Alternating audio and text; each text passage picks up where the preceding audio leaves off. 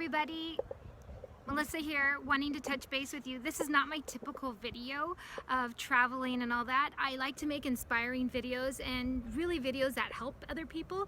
And today's video is about rat lungworm.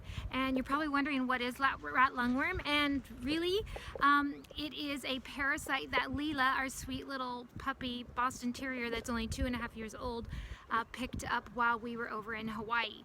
So I apologize for not making any videos for almost 2.5 months, but this has been a really tough daily challenge of, are we gonna lose her? Is she gonna live? On a daily basis, and this has happened for 50 days. So again, I apologize, but I want to get right into it of what rat lungworm is, because most of you out there are probably you know, in a dire situation like I was, trying to find out information and trying to deal with your dog so you don't lose, you know, so they don't lose their life. So I'm gonna dig right into it, and let's get started. So as you know, I'm not a doctor. I'm only here to give you the advice of what we personally went through with Leila.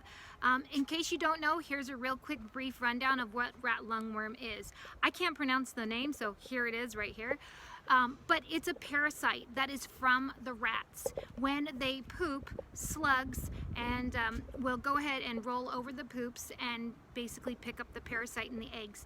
Then the slug slime, the slug themselves, are a carrier. Now, if you are in wet tropical areas anywhere in the world, this rat parasite's mainly been seen in Australia, in Hawaii for sure. It's been in Europe, and now they're finding cases in the United States, 8 cases in Austin alone. Many of the vets here do not know about it. So if you were like in our situation where you took your dog over to Hawaii and then you decided to come back and they were sick, you're gonna have a tough time, because a lot of the vets here don't even know what it is. So it was already tough enough to deal daily with a dying dog, but have no help, and then trying to tell a vet what the symptoms are and then believe you. So the parasite is then from the rat. The slug gets it if the dog licks any water where the slug was, or eats a slug. They can get rat lungworm disease, just like the humans can. These slugs can be so incredibly small, which is why a lot of lettuce and vegetables over in Hawaii aren't recommended to eat, because they can hide within the leaves, and if you consume one little tiny slug, it's meningitis down the spine, and it's awful. It's really bad. It feels like you want to die. So the dogs can get the same thing, and so the parasite will then get consumed by the dog. It goes into their gut. The parasite doesn't like to be in the intestinal tract, so it will move into the wall. From the wall, it moves again into like either the heart, or in our case, it went straight to Leila's spine. I know, it was awful. From the spine, it wants to continue to move. Eventually, some of the symptoms dogs will get is also like a cough, because it gets into their trachea area. It will get into their lungs, and they can get pneumonia out of it. Sometimes they've said they've seen dogs cough it up, or sometimes it will pass out their poop. But in our case, what ended up happening to Leila, I'm gonna go ahead and cover with you like the signs that we saw with her, so that you guys are aware. So the sign that we saw with Leila was, one day we were just walking and she was just kind of moaning randomly. And then after that, we would go home, and for the next 24 hours, she sat in a very hunched position.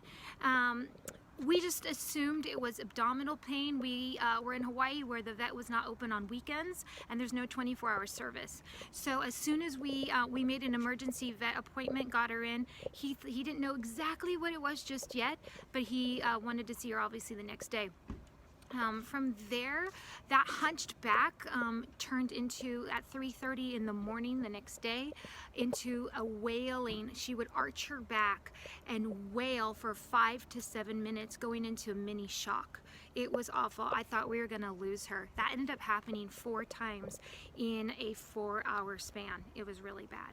So those are the symptoms we personally experienced. And then the symptoms that rat lungworm can also give are coughing up blood, anything to do with like pneumonia of the lungs. So here is how you're able to check if it's rat lungworm. Our vet in Hawaii, he had no question about it. Leila, not only did she go into that wailing and arched back, but she started losing feeling in her back 2 legs. She was falling over, which to me tells me it's something to do with the spine. As soon as I mentioned that to the vet in Hawaii, he was like, it's rat lungworm.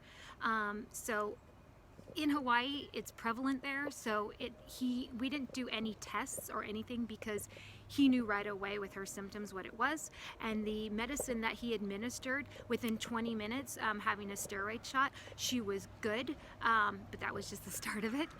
So that's how we knew that it was in fact rat lungworm. If you're in places where you don't know what they have, you have to go and get it checked out. Go see your vet.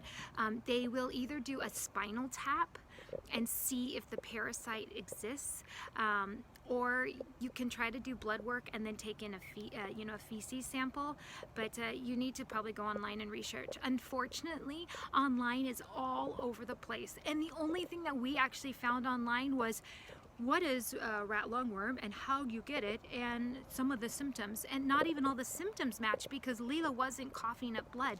So as I dug in more and more, I was able to find that it can attack the spine as well.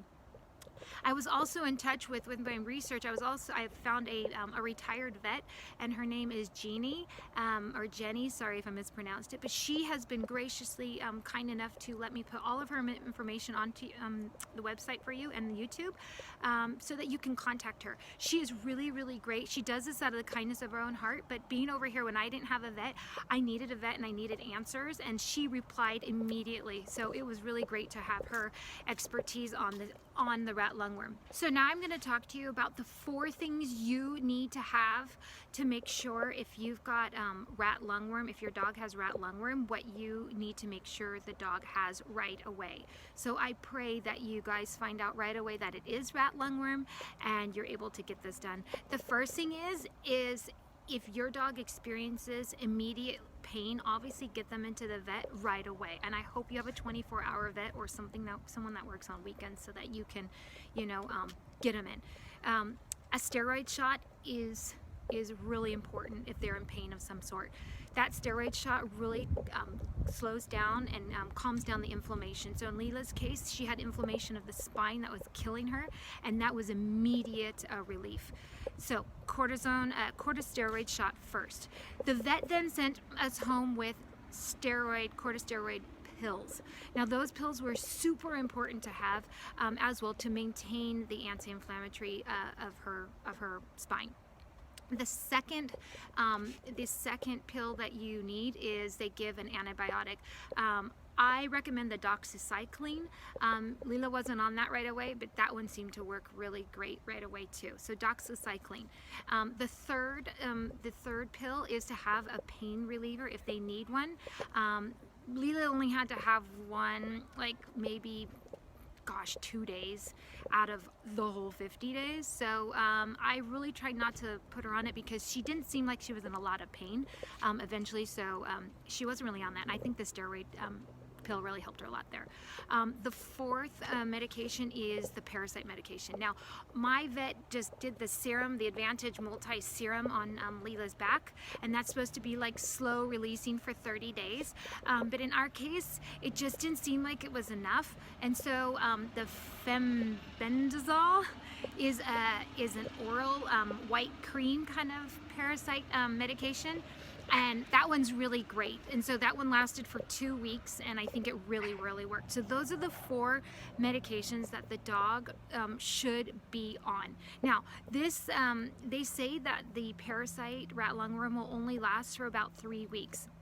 And to be honest with you, my vet said we caught it early. I don't think we really caught it early. I think after 3 weeks, I noticed Leila's symptoms, and she was about 90% better.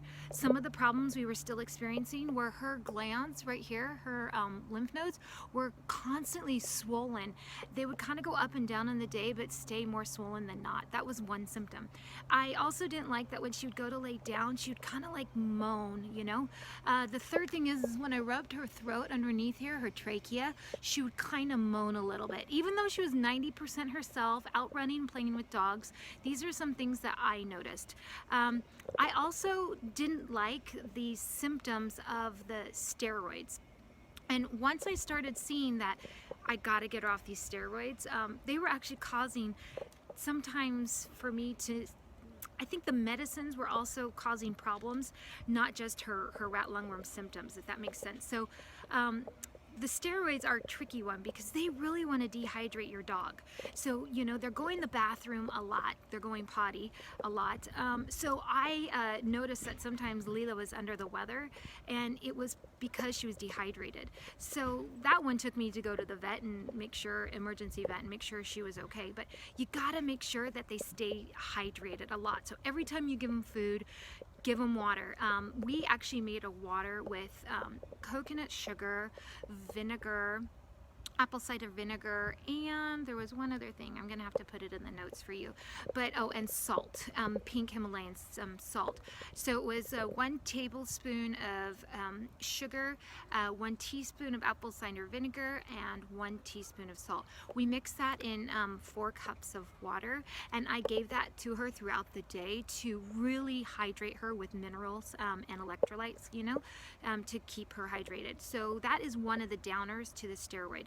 The other thing is that they're super hungry all the time. The hunger I can handle. I can handle a fat dog, but the dehydration was not cool. So I highly recommend you keep them hydrated. And notice when that steroid is about ready to be done, analyze your dog, assess her. Assess them. Are they doing really well? Are they showing any signs of pain? In my case, I just felt like the parasite maybe had moved to her throat or something and was ready to maybe become pneumonia. And so I was ready to start another 3 weeks of treatment, and that's what I ended up having to do. So in our case, the rat lungworm, that can normally last for a month to 3 months. I know, it's awful. Ours ended up lasting a month and a half. So it's this fine line, and it was tough. It was really tough. Every day I was like, is she getting better? Is she getting worse? Is she gonna die? It was hectic. So I want to mention to you guys though some other things that I did that turned out to be really great.